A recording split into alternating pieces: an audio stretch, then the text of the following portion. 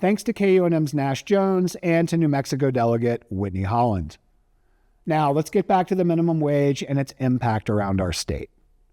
When Albuquerque City Councilor Renee Grout first introduced an amendment to a minimum wage modernization proposal earlier this month, she said council needed to, quote, be business friendly, end quote. Grout's change would have lowered the city's tipped minimum wage from $7.20 an hour to the statewide rate of $3 an hour. To get an idea of how those rates impact businesses that rely on minimum wage workers, Lou DeVizio sat down with Carol White, CEO of the New Mexico Restaurant Association. Carol White, CEO of the New Mexico Restaurant Association. Thank you for joining me on New Mexico in Focus. My pleasure.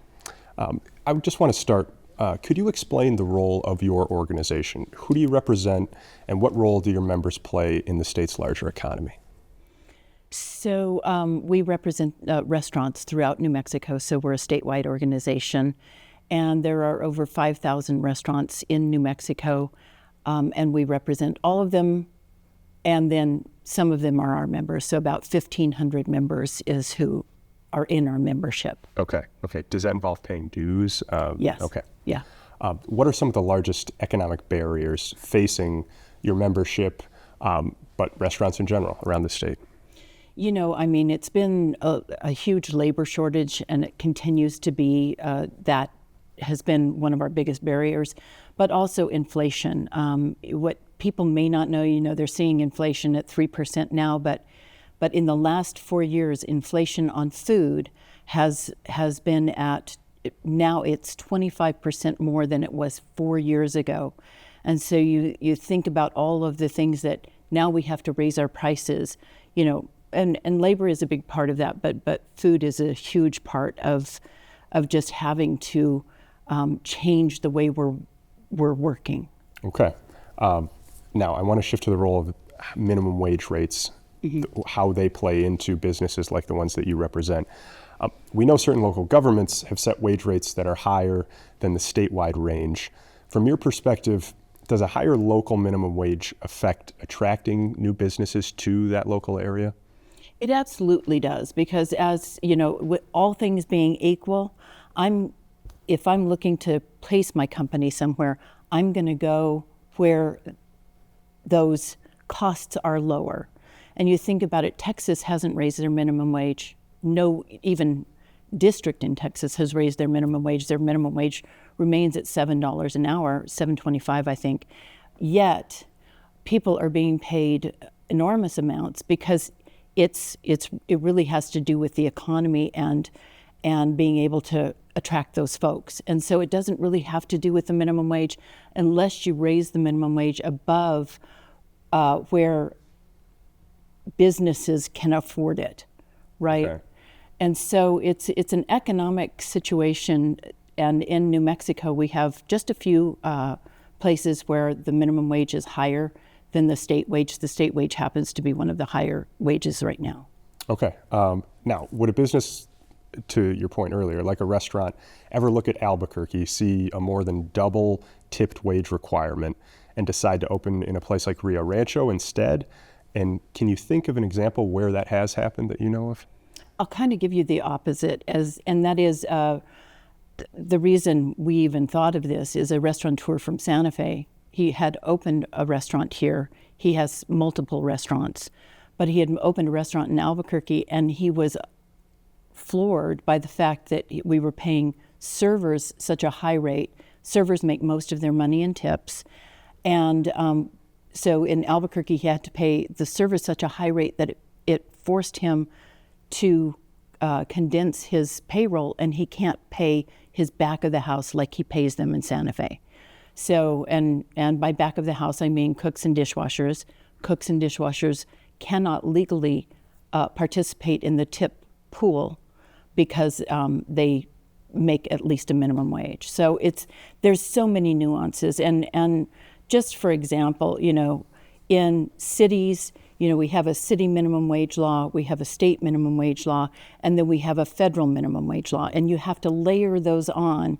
And then each restaurant and small business, anybody, now you have to figure out which layer you have to abide by. And it's, sometimes it's very difficult. I had one restaurant call me and they said they are in Santa Fe, but they are also in Santa Fe County. So they had been paying the Santa Fe County wage for the last year and not the Santa Fe wage, which is sometimes just pennies difference. Sure. But, when they got audited, they didn't realize that they were paying the wrong wage rate. So it's quite confusing.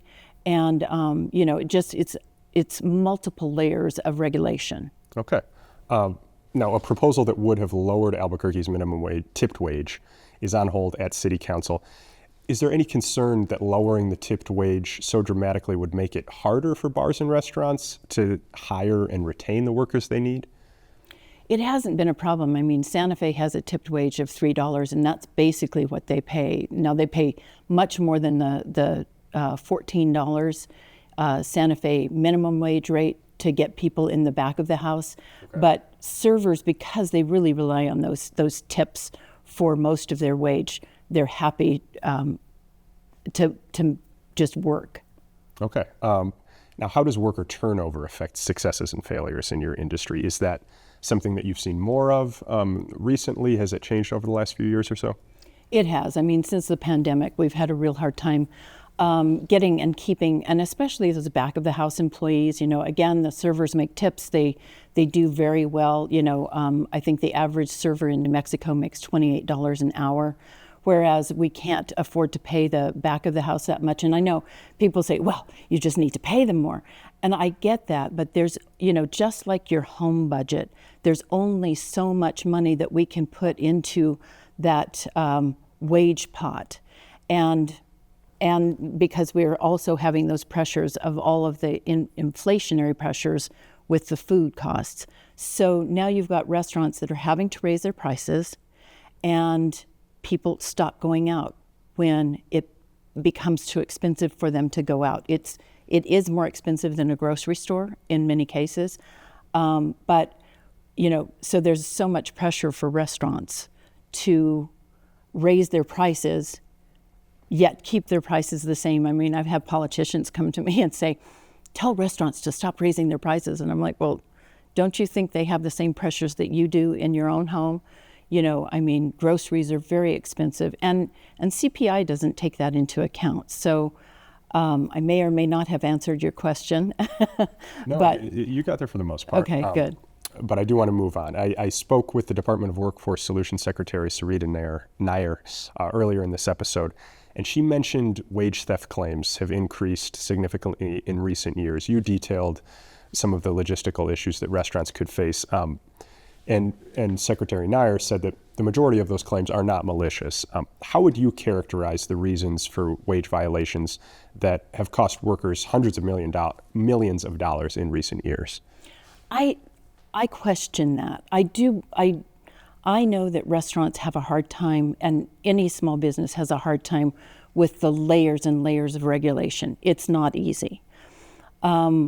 That's one of the things we do as an organization is we keep the one website that has all of the minimum wages on it. We tell them when the regulations change, but it's hard to keep up with. And so it's interesting.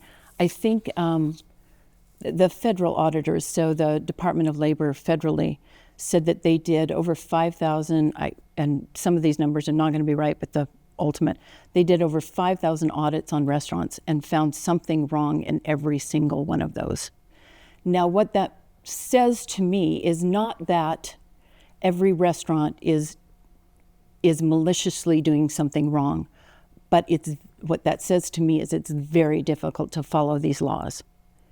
And I would say some of the best restaurants, even the chain restaurants, don't do it all the time, and they've got lawyers upon lawyers and HR people to keep them on the straight and narrow that most small restaurants do not have. And so I would say, like she said, it's not usually malicious, and I think people are surprised when they find out that may be what's happening.